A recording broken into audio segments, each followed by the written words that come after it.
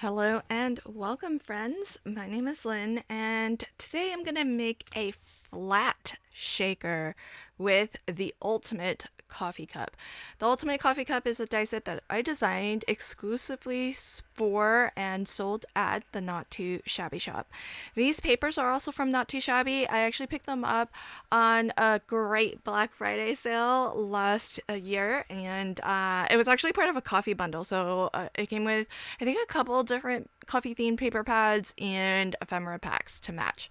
Now, this particular pad and paper I absolutely love.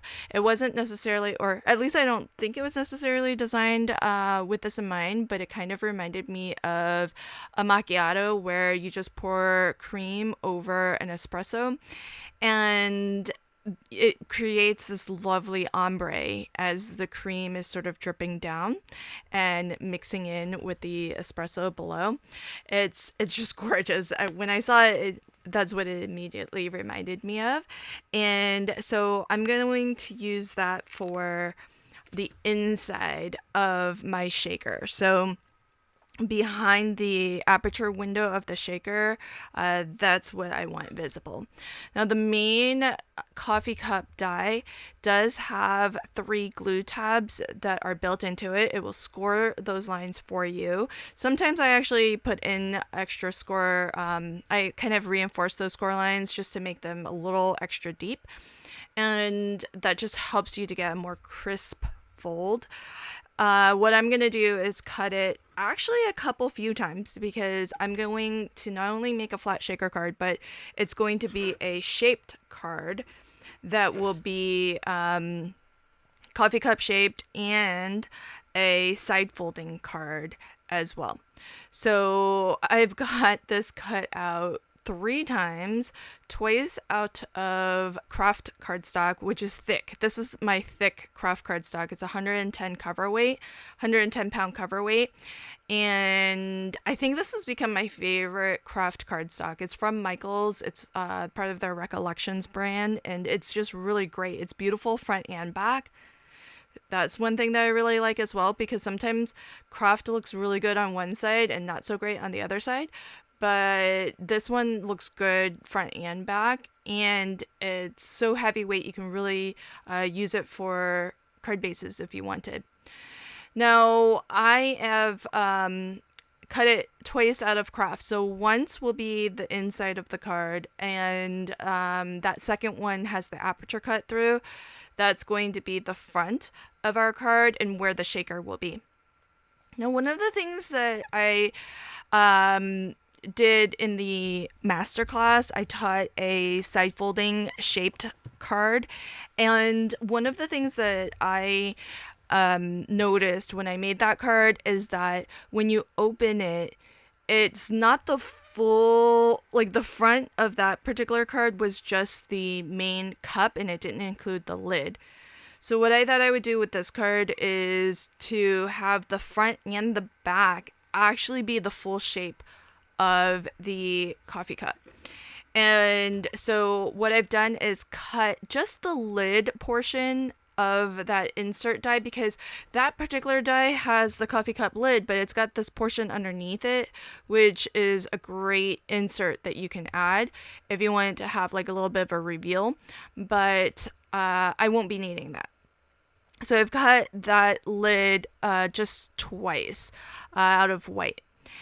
And I've also cut my glue tabs. Some of the glue tabs I've cut off from that second layer of the coffee cup, the main cup. And I am actually cutting, I'm cutting the main cup. This would be the 4th time, and I'm cutting all of the tabs off of that one. Now, you'll see why in a moment. I have so many different layers. And partly it's because I really want everything to be nice and finished. I don't want any little glue tabs visible anywhere. So I have to kind of, in order to hide all of those things, you kind of need to sandwich them in between multiple layers of the same die cut. So here's all of our pieces. I think cut and ready to go. Now I just need to start putting things together. So the first is to actually put some acetate behind the window that we created. So this little frame here, which I cut using the main coffee cup die and the smaller shaped cup, which I've been calling a pup cup.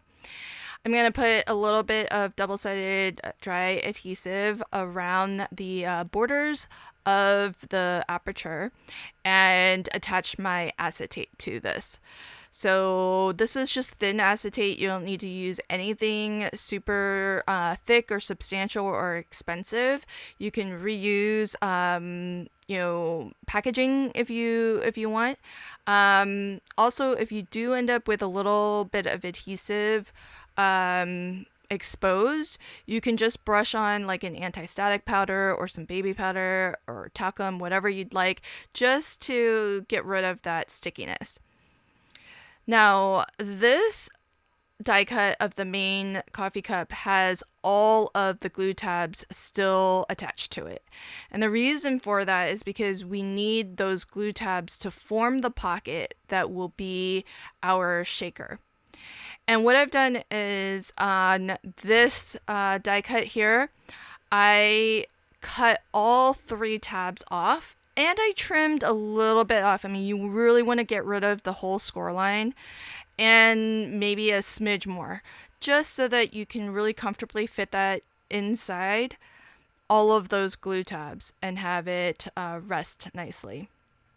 And you may need to just take little slices off. Don't cut too aggressively to start, because you can always trim a little bit more here, a little bit more there, until all of those glue tabs will fold down flat and comfortably. You don't want to force it, and you don't want it to be kind of bulging anywhere. You want everything nice and sealed nice and flat so that none of your shaker bits can escape. So once everything is in, I do want to also just kind of think about what I might like to put in here as shaker bits. And this ephemera pack has a lot of these like little individual leaves, and I thought it might be fun to put some leaves in there and have them shake around. Ultimately, I decided against that though, because they're just so big. So I wanted something a little bit smaller, and I found these sparkle spots is what they're called. They're by Trinity Stamps. They come in beautiful glittery colors, and I thought this orange one just matched the papers beautifully. So that's what I'll be using. And now that I know, I kind of previewed a little bit how that would look. So what I'm going to do is go ahead and seal just the 3 edges that we have glue tabs for. So the top is still open. So I'm just going to glue down those 3 glue tabs that were part of our shaker frame. And that leaves the top open so that now I have a little pocket, a flat pocket that I can now fill with my shaker bits. Now I've got that lid here, the partial die cut of just the lid, and I put double-sided dry adhesive on. I put some adhesive on both the front and the back, but I've only glued it down on the back. The lid does have an extra die that you can use for a little bit of added dimension. So I went ahead and added that little die cut to the lid. Oh, I said a moment ago I attached it to the back. I actually attached it to the front. It doesn't really matter. You just want to attach it to one side to start. Pour your shaker bits in. I think I could have. This is the thing that I struggle the most with shaker cards, is judging how much to fill it. I feel like I should have added more shaker bits to this.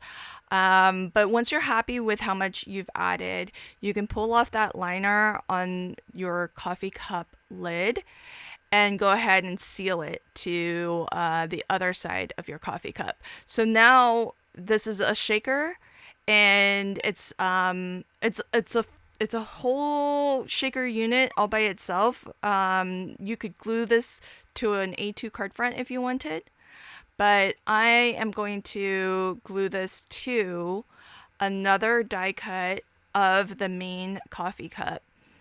And I'm going to use the hinge from that full craft cardstock that we cut out. I've only trimmed off 2 of the glue tabs. I left the hinge that or the tab that's going to be the hinge for our card base, which is on the left side. That's the only tab that I left. The other 2, so the right glue tab and the bottom, I trimmed off. And that becomes our folded card. Now, because I mentioned earlier, I want the cup to be, or the, both halves, I guess, of the card to actually be the full cup. And so that means I need to add a lid to this back portion. However, it's not going to really open smoothly unless you actually trim a little bit off. Basically where the 2 lids would meet up in the center there, you kind of need to trim it off a little bit. And so you can see why this lid portion, it's kind of missing a little bit off of the left-hand side, but that's so that it can open up comfortably. And I have yet another main coffee cup, and I've attached that to the back here. Now, this actually serves 2 purposes. First, it covers the glue tab, just that little portion of the coffee cup lid that's in white there. But really, ultimately, the reason why I wanted to add it was mainly because of that, but there's a functional purpose to it as well. Because we have a shaker component on the front of our card. It's pretty sort of like top heavy or front heavy, and so by adding another layer of that craft cardstock to the back, now the front and the back of the card, they feel like proportionally weighted. It doesn't feel like the front is like super heavy as compared to the back. Now the back feels just as substantial and just as sturdy as the front. Now, if you really wanted to clean up all of your edges, you could cut another layer of your main coffee cup and actually cover the inside, sort of the back of the front, the inside front. I didn't do that because even though you can see the glue tabs, I really like that pattern paper showing on the inside front. So I've chosen to leave it as opposed to cutting another layer to cover that up because it's pretty. I kind of feel like you don't really need to cover it up even though the glue tabs are visible. Now, I took the pup cup die and I cut just out of plain white, but I took one of the stamp sets, coffee themed stamp sets that I have from Jamie. Not Too Shabby has so many coffee themed items, so it's not hard to find something. This one says, my favorite season is pumpkin spice. And I stamped that onto that little pup cup so that you have, because I use craft cardstock as my base, this gives me something white that I can actually like sign a little message. I actually haven't really given myself that much room to write a message, but at least I can put my signature and sign the inside of the card.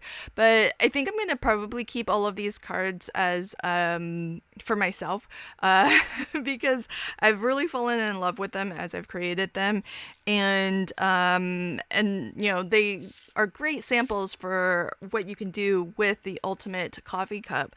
But as I've made each of them, I've really started to fall in love with all of them. So I'll probably keep this for myself. Now, if you haven't already picked up the Ultimate Coffee Cup, it's available exclusively at the Not Too Shabby shop.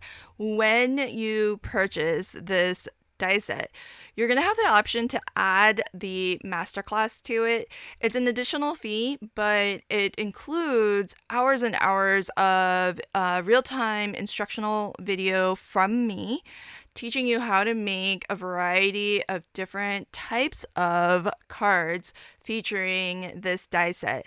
So if you haven't already, you can check out my launch video where I show you what every die in this die set will cut out, and I show you the exact cards that I teach you how to create in that masterclass. And I didn't cover a flat shaker in that masterclass series, but I showed you how to make a traditional shaker card with foam. So between the masterclass and video tutorials that I'll be putting out on my channel like this one, you're sure to have a lot of inspiration and different ideas for how to craft with this die set. The main difference is that my masterclasses are all filmed in real time, so they are a lot easier to follow along with because I don't have to speed them up like I've done this video. Thank you so much for checking out my video today. A big, huge thank you to all of my channel members. I really appreciate your support. Really, without your support, I can't do nearly all the things that I've been able to do, especially with things like planning the paper escape, which I really enjoy. So thank you so much.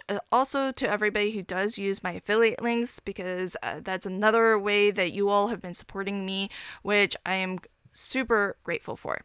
Until next time, friends, happy crafting and have a fabulous day. Bye.